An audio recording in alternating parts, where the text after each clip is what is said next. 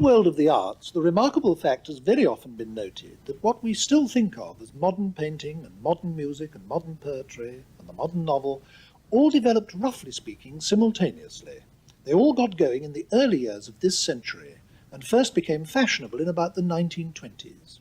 And in all the arts, modernism has had some strikingly similar consequences. For instance, in each of the arts there was a turning away from the unself-conscious depiction of the world, or of experience, and a turning in on itself. Art actually became its own subject matter.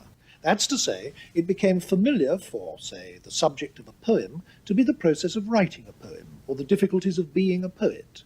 Ditto with plays and novels, and later even films. Music and painting, too, in their different ways, exhibited the same concern with their own innards, and very often turned them into their own subject matter, and put them on display. In all the arts, too, and perhaps this is related to the last point, there was a disintegration of traditional forms, a tendency to build new structures and to build them out of small, carefully shaped fragments. I'm emphasizing this because all this is true, and with remarkable exactitude, of philosophy as well, a fact which illustrates how deeply embedded the development of philosophy is in the cultural matrix of its time. Modern philosophy can be said to have started in 1903 with the breakaway of G.E. Moore and Bertrand Russell from the idealism which had dominated the 19th century, and then, after the pioneering work of Russell, followed by that of Wittgenstein, who was a pupil of Russell, there developed in the 1920s, in Austria, the first fully fledged school devoted to the new philosophy, a school which was known as the Vienna Circle. To the philosophy they developed, they gave the name Logical Positivism, and for a long time afterwards that label was attached to modern philosophy generally, in the minds of very many laymen. The person who introduced logical positivism into England was Ayer, and his is the name that has been chiefly associated with it ever since in this country. He did so in a still very famous and widely read book called Language, Truth and Logic, which he published in January 1936 when he was only 25. It's very much a young man's book, explosively written, and it's still the best short guide to the central doctrines of logical positivism. The aggressiveness of that book was typical of the movement as a whole. They self-consciously organized themselves like a political party, with regular meetings and publications and international congresses, and they propagated their doctrines with missionary zeal. If we look at the question of what they were fighting against so passionately and why, I think that will provide us with the clearest starting point for our consideration of logical positivism. And then we'll be in a better position to go on and examine their own doctrines. Professor Ayer, what was it that the logical positivists were campaigning so passionately against? Well, primarily they were against metaphysics, what they call metaphysics, and that was any suggestion that there might be a world going beyond the ordinary world of science and common sense, the world revealed to us by our senses. Already Kant, at the end of the 18th century, had said it was impossible to have any knowledge of anything that wasn't within the realm of possible sense experience, but these Viennese people went further. They said that any statement that wasn't either a formal statement, like a statement of logic or mathematics, or one that was empirically testable, was simply nonsensical. And so they cut away, therefore, all metaphysics in that sense. And this had some further implications. It was, for example, obviously a condemnation of any theology, any notion of there being a transcendent God.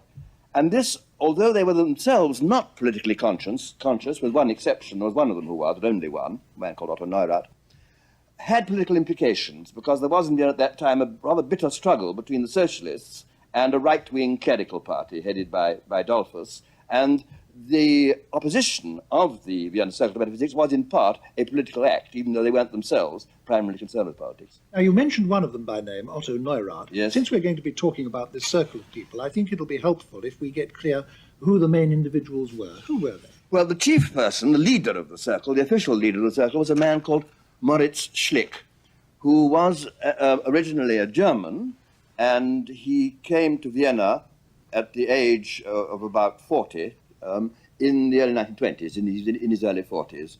And he had, like most of them, or many of them, had been trained originally as a physicist and was interested mainly in the philosophy of physics. And in fact, one of the leading traits of the circle is the extreme reverence for natural sciences. And Schlick was their chairman, and he took up his chair in the middle 20s and started organizing the circle, I think, almost the moment he arrived there. Then the next most important person was another German called Rudolf Carnap, and he had been a pupil of the great German logician Frege. He'd been a pupil of Frege in Jena, and he came to Vienna a few years after Schlick in the late 1920s, and in fact left Vienna in the early 30s for Prague, but was still a very powerful influence in the movement. He was the chief contributor to their journal, which was a journal called Erkenntnis. The third person was a man I've already mentioned called Neurath. I think he was an Austrian, but he was the most active of them politically, and in fact did have some post in the revolutionary Spartacist government in Munich after the First World War.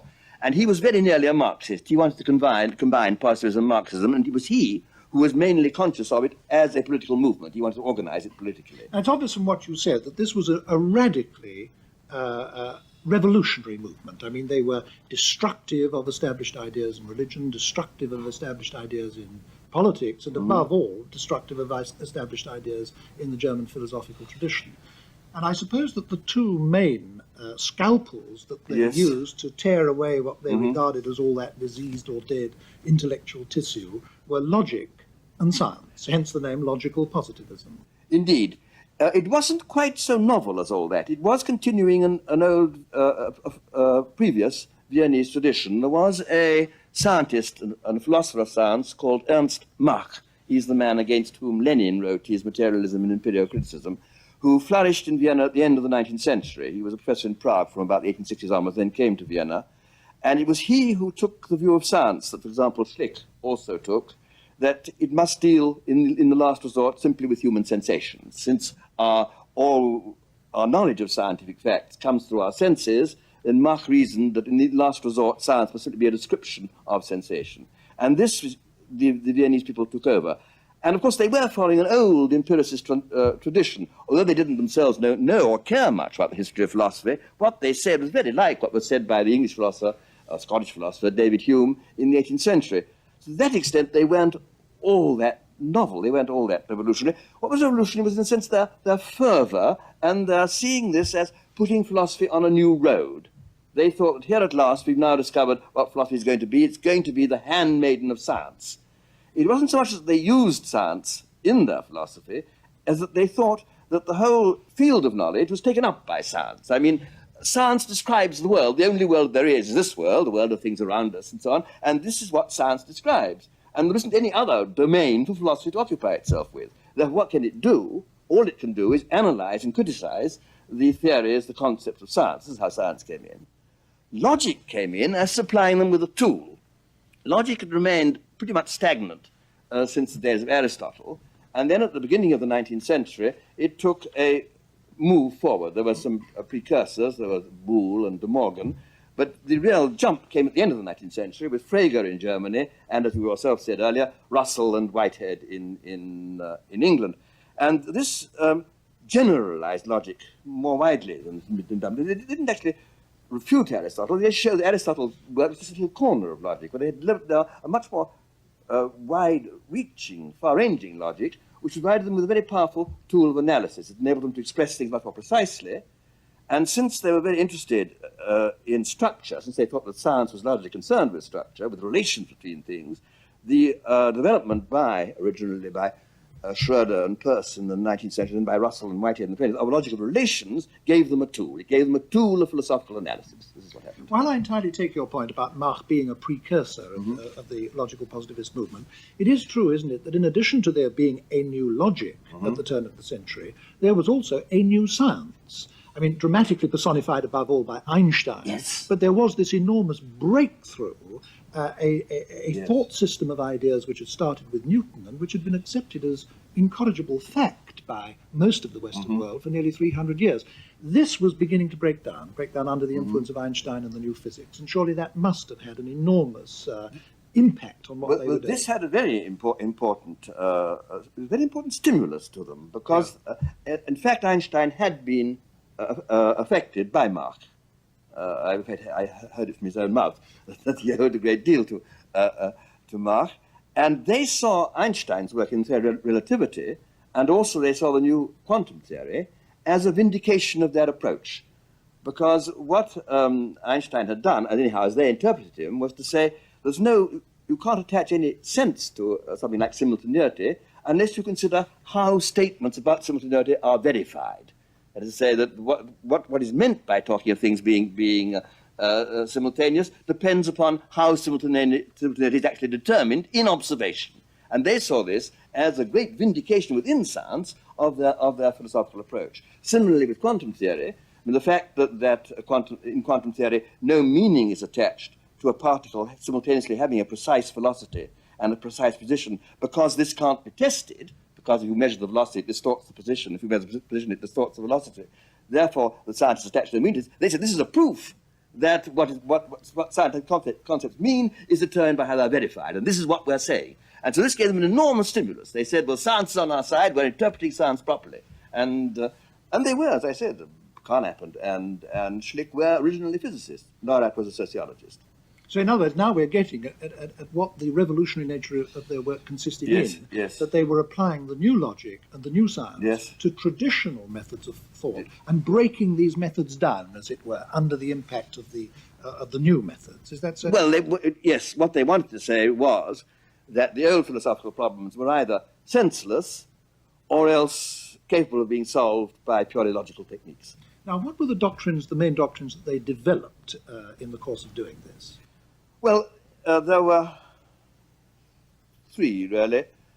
The first, everything hinged on the so-called principle of verifiability, which was put succinctly by Schlick as the meaning of a proposition is its method of verification. And this is slightly vague as it's there expressed, and we've labored ever since somehow to make it precise, and never wholly successfully. But it had two consequences. One was that anything that couldn't be empirically verified by sense observation, was meaningless. I've already referred to this. And secondly, it was interpreted by Schlick, later it got loosened, but in the early days by Schlick, as entailing that what a proposition meant could be described by saying what would verify it. And so you get a reduction of all statements to statements about statements of immediate observation. This was the first point, which had both negative and a positive side. Negative as excluding metaphysics, positive as showing a way of analyzing what the statements that were significant. Then they held, this they got partly from Wittgenstein, but there is evidence that Schlick discovered this on his own, that the propositions of logic and mathematics, necessarily true statements, were what Wittgenstein called tautologies. They said the same thing over again. I mean, they merely unpacked the content of what was already. They'd like saying all bachelors are unmarried men, or all brothers are male. That all logical mathematics simply was what Kant had called analytic. That's to say, as you put it, unpacking the content of what you've already said. And then the third main thing was about philosophy itself. They thought that philosophy must consist in what Wittgenstein and Schlick called an activity of elucidation. I mean, I think there was a saying of Wittgenstein, which was quoted again by Schlick, that philosophy is not a doctrine, but an activity. It doesn't issue in a body of true or false propositions, because this is covered by the sciences, but simply is the activity of clarifying, analyzing, and in certain cases, exposing nonsense. I mean, Wittgenstein, at the end of his famous book, The Tractatus, had said, the right method of philosophy is simply to wait till somebody says something metaphysical, then show him it is nonsense, which is a bit, of course, negative and discouraging for a philosopher. But now, taking off the first of those 3 points first, I think it'll be fairly clear to most people what's meant by the view that any statement about the world must make some observable difference to something if it's true. Otherwise, it's difficult to see how it can have any application. When you say that the meaning of a statement consists in the method by which you verify it, I think that's probably not clear to some of the people who are listening to this discussion. Can you explain that a bit? Yes, I can. Originally, it was thought by Schlick and by Mach before him, and possibly also by Wittgenstein, though it's not quite clear what Wittgenstein's atomic elementary statements are meant to be, that you could translate out all statements into statements about sense data, about immediate data of observation. And this was never actually achieved, and clearly runs into very great difficulties, for instance, in the case of universal propositions saying all ravens are black. I mean, all gases expand when heated, because the range covered by the all might be infinite. And of course, if it's infinite, then you couldn't possibly translate out. And so they then were driven to rather desperate expedients. Schlick actually said that statements of this kind weren't propositions at all, but rules, simply rules from getting from one particular statement, this raven is black, I mean, this is a raven, to this is black, and so on, rules of inference. And then there were other difficulties. I mean, clearly, it seemed perfectly clear that if you take very high-level, abstract scientific propositions about atoms, electrons, nuclei, and so on, to try and write this out in terms of sensations, in terms of blues and rounds and warm feelings of warmth and so on, it simply doesn't work. And for various reasons, then, the principle got weakened, and it was the idea that you could translate out became given up, and all it was required was that these propositions, which be significant, should be confirmable by sense observation. And this meant that their meaning remained sort of partially undetermined. That it was thought that they got meaning from the cases where they were in fact confirmed, where the test could be carried out, and the rest was left rather vague. Also, this original view led to very implausible views, for example, about the past, because statements about the past were equated with the evidence we could now get for them. So saying Caesar crossed the Rubicon was held actually to mean, if I look up in some sort of history book, I will see it written, or if I go and dig, I will find such and such relics and so on. And I actually put forward this view in Language, Truth and Logic. It now seems desperately implausible to me. And again, there's difficulty about other minds, of course. If I say that you're feeling such and such, I can only observe your behavior, and in the early days, the Viennese wanted to say that all those statements meant was statements about people's behavior. That again became doubted. So I think that the verification principle in its strong form really didn't last very long.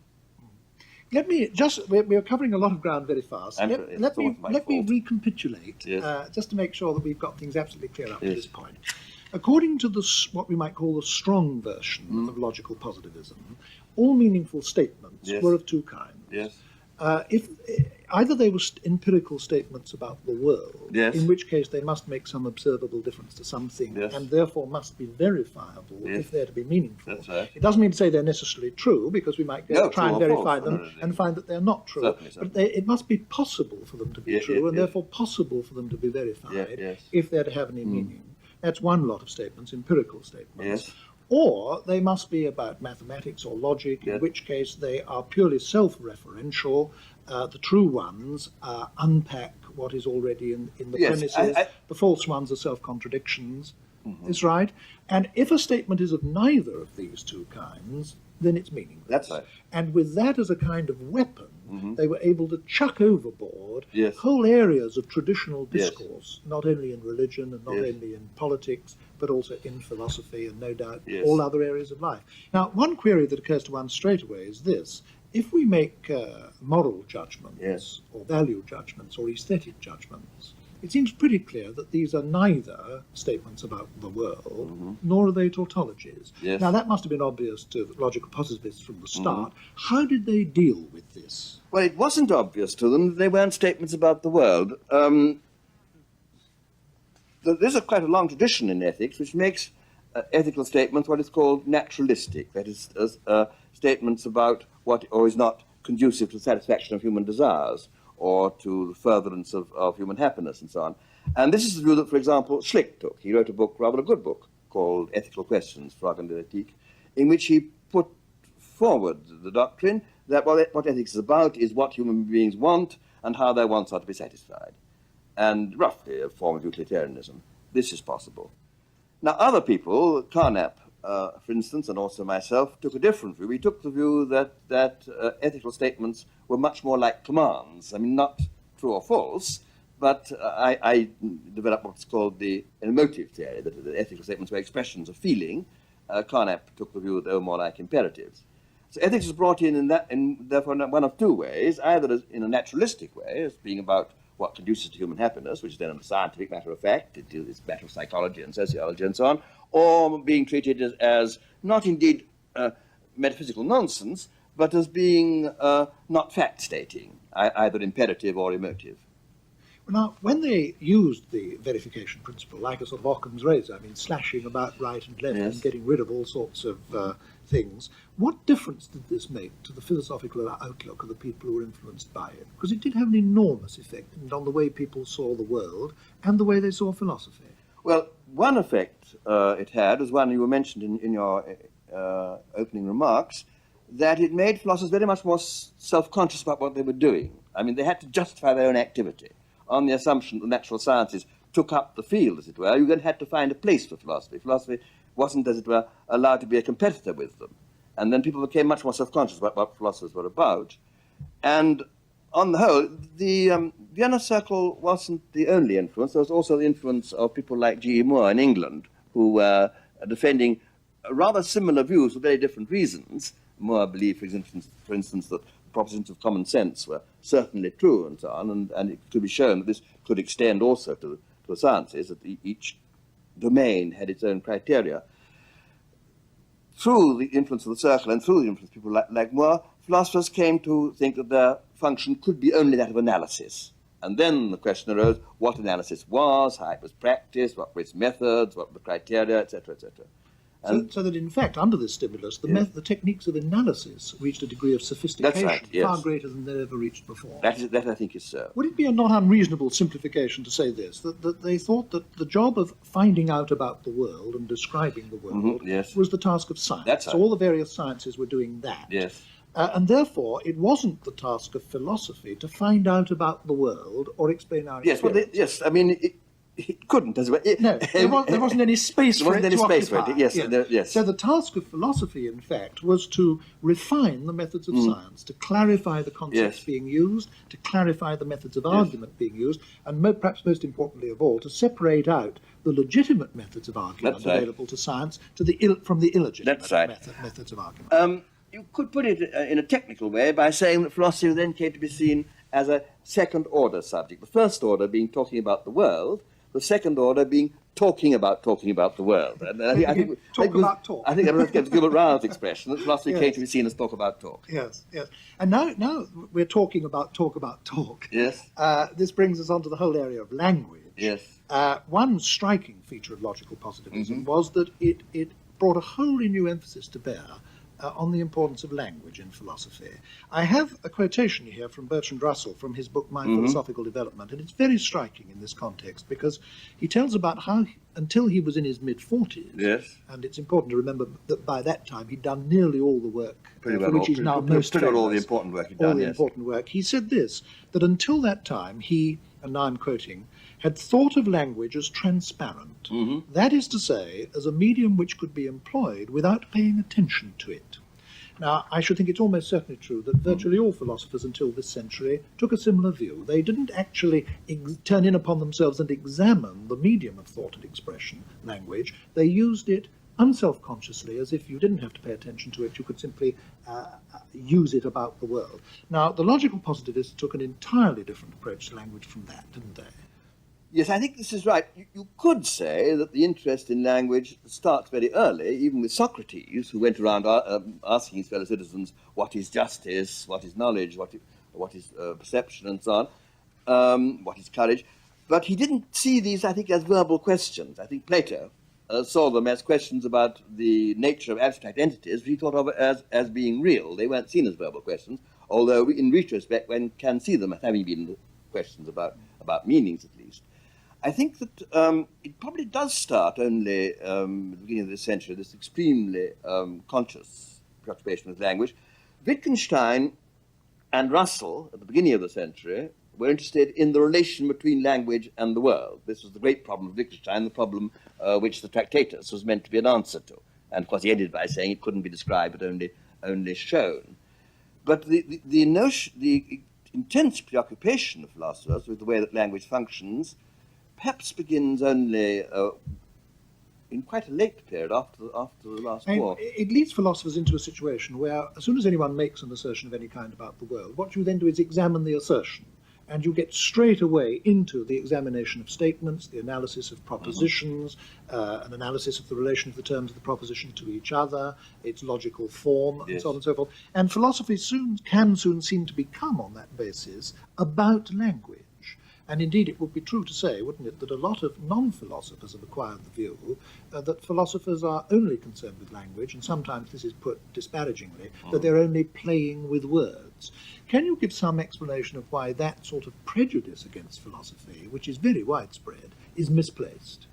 Well, a great deal of philosophy certainly is about language, in as far as it distinguishes between different types of utterance and analyzes certain types of expression. I think the main, I would make no apology for this, but beyond that, I think the answer I would give is that the distinction between being about language and being about the world isn't all that sharp, because the world is the world as we describe it. The world is the world as it figures in our system of concepts. And in exploring our system of concepts, you are at the same time exploring the world. Let's take an example. Suppose now one is interested in the question of causality. Now, and we certainly believe that causality is something that happens in the world. I'm bitten by the Anopheles mosquito, I get malaria and so on. One thing causes another. And one can put it by saying, what is causality? And this is a perfectly respectable, important, traditional philosophical question. You can also put it by saying, how do we analyze causal statements? What do we mean by saying what one thing causes another? And in fact, although you look as though you're posing a purely linguistic question, you're answering exactly the same questions philosophers have always posed, only putting it in a different form. And we think, or most contemporary philosophers, a rather clearer form.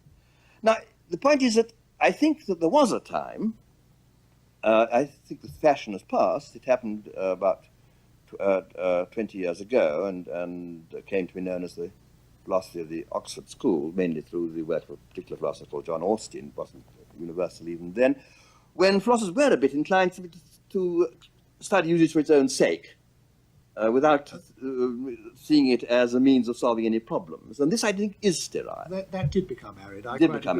Yes. But I think mostly now, when people try to investigate the meanings of words, it is because these are concepts they're studying, which do play an important part in our description of what we think the world is really like. I think that what you've just said really boils down to saying that the investigation of our use of language and our use of concepts is an investigation of the structure of the world, yes, of the world yes, as experienced by human beings. Yes. There's an obvious relationship between what you just said there and Wittgenstein's and the logical positivists' doctrine that philosophy, the proper task of philosophy, consists not in formulating doctrines, but in the activity of analysis. Philosophy ought to be analysis, and the organon of science.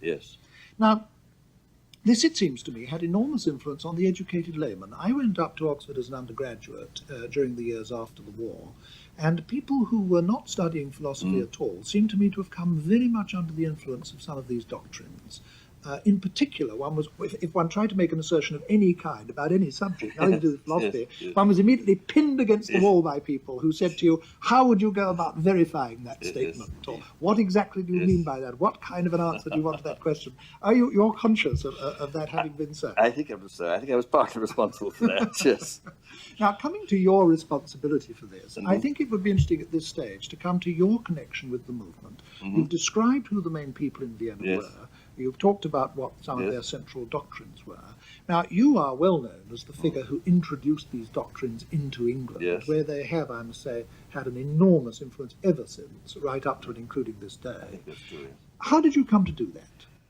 Well, I was up at Oxford in I came up in 1929, took my schools in 1932, and I was at Christchurch, a pupil of Gilbert Ryle's, and when I took my schools, I was appointed a lecturer at Christchurch and given a few months' leave of absence. And I thought I'd go to Cambridge to study under Wittgenstein, but Gilbert Ryle said, no, don't do that. Go to Vienna instead. He happened to meet Schlick at a congress, I think it was in Oxford also, 2 years before. And he had half an hour's conversation with him and thought that he was interesting and got the impression something was going on in Vienna. I think he'd also perhaps read some of the articles they produced. So he said to me, why not go to Vienna, find out what's happening there. We know roughly what Wittgenstein is at Cambridge. We don't know what's happening in Vienna. You come back and go there and find out and tell us. Well, I didn't speak very much German. I spoke hardly any German at that time, but I thought I probably could learn enough just to follow what was going on. And so I went with a letter of introduction to Schlick from Gilbert. And Schlick, I now see, in reached it, I see this is astonishing. At the time, it seemed to be quite natural, but said, come and join the circle. And so I did. And the only other foreigner allowed in was Quine, the American philosopher, famous American philosopher. We were there together. This was in what? I went to Vienna in November 32 and stayed until the spring of 33. And you were in your very early 20s? I was in my, yes, I was, let me think, yes, I was, no, I was younger than that. I must have been just 23, yes. Yes. Yeah. No, 22, I was 22, just 22. And I sat then, and I didn't contribute. My German wasn't good enough, and there was mainly debates between Schlick and Neurath at that time. On and on and on and on the discussion went, and I sat and listened, and then came back to England, very full of all this. I wrote a paper in mine called Demonstration of the Impossibility of Metaphysics, which was simply borrowed from the verification principle. And then Isaiah Berlin said to me, we used to meet regularly and talk philosophy together. He said, you're so full of this, why don't you write a book about it? And I said, why not? And so I sat down and in 18 months wrote Language, Truth and Logic. And I wrote it when I was 24, and it was published when I was just 25. Were you astounded by the explosive consequences? Well, it didn't have all that great success at the beginning. It had a succès de scandale. The older philosophers at Oxford were absolutely outraged by it, and in fact, it was very hard for me to get a teaching job at Oxford. I didn't get one before the war. I was always a research fellow. It was only after the war, when it got reprinted, that it had this enormous success. And I suppose already before the war, when it first came out, it did impress the younger people. They were very excited by it, because they did see this as a liberation. You see, Oxford philosophy before the war was terribly sterile. There were some old men who were only interested in the history of philosophy, only interested in repeating what Plato had said, and trying to put down anyone, say anything new. And Language, Truth and Logic, with this huge mind put onto these people, did seem to the younger people as a liberation. They did feel they could breathe. And that way it had a big historical effect. And I'd like to hear you say something about the influence you think it had outside philosophy. It seems to me to have had obvious effects, not only in science and logic and philosophy, but in things like literary criticism or history and so on. It probably had less effect within science than, for example, the work of Karl Popper. His Logical Scientific Discoveries came out in the German edition in about the same time, a year or so earlier. I think probably appealed more to the scientists themselves. But even so, even with Language and Logic, the scientists felt that this was all right. I mean, they were told they were, after all, the most important people. That they didn't have to. And they liked that. They didn't have to worry about the philosophers standing over them and said, "Oh, we mustn't say that." Not that they had worried much, but it was nice to be told that what they were doing was really the fundamental thing. But if one takes not only your book, but the whole movement, of which your book is a part, Logical Positivism, what do you think the influence of that was? Well, I think there was a great emphasis on clarity and a great opposition to what might be called woolliness. There was a kind of injunction to look at the facts, to see things as they are, be rid of humbug. All this is very attractive to young people in any field. And it went with, I think, a general reaction against Victorian hypocrisy, really. This was seen as stripping off. It was the Hans Andersen child, which, as you said in your opening remarks, was functioning everywhere, saying the emperor has no clothes. That is, parading around with these huge robes and so on, and placing us about him. The fact the fellow's naked. And this notion the fellow's naked, which the logical positivists were taken to be saying, was very exciting for anyone doing any subject. And of course, that is enough in itself to explain the huge and passionate hostilities that were aroused against logical positivism. Yes, indeed. Authoritarian governments like the communist and Nazi governments banded all together, didn't they? And even liberals were discomforted by it. Just a little, yes. They thought it was too iconoclastic. Yes. But now, it must have had actually some real defects. What do you now, in retrospect, think that the main shortcomings of the movement were? Well, I suppose most of the defects is that nearly all of it was false.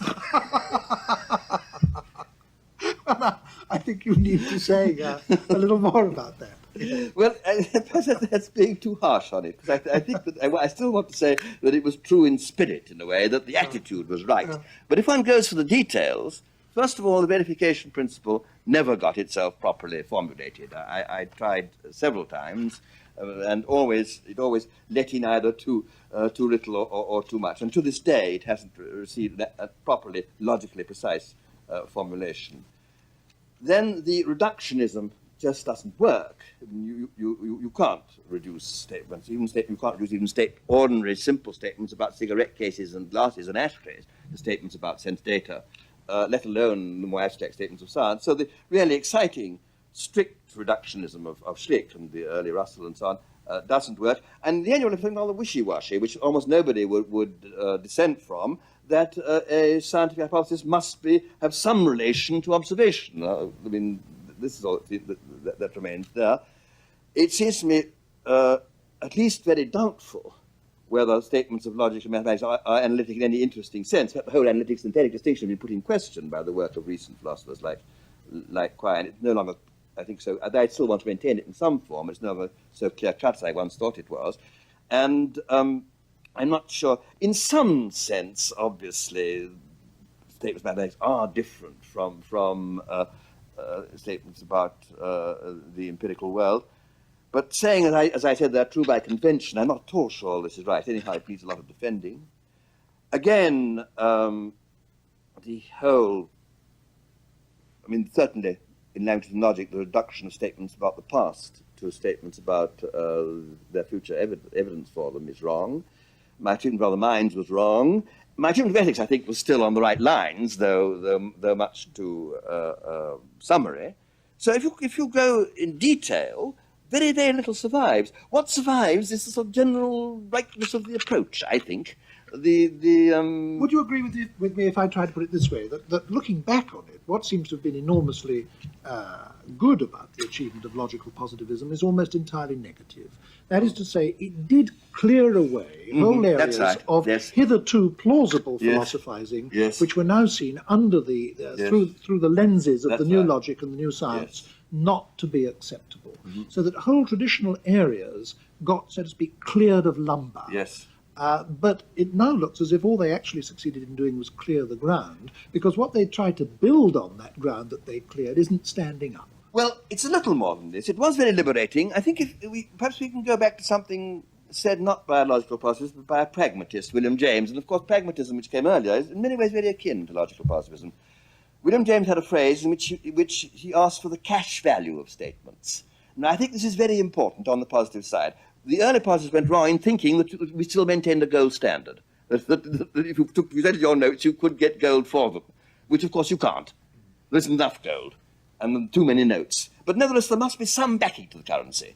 And this is, I think, what comes out. But if someone makes an assertion, all right, perhaps you can't translate it into observational terms, but still, it's important to ask, for clarifying it, how you would set about testing it, what observations were. But this, I think, still holds good and is positive. Former logical positivists like yourself, although you now say that most of the detailed doctrine are still immensely influenced by that whole approach, and are addressing yourself to much the same questions, but in a more liberal, open sort of way. I would say so, yes.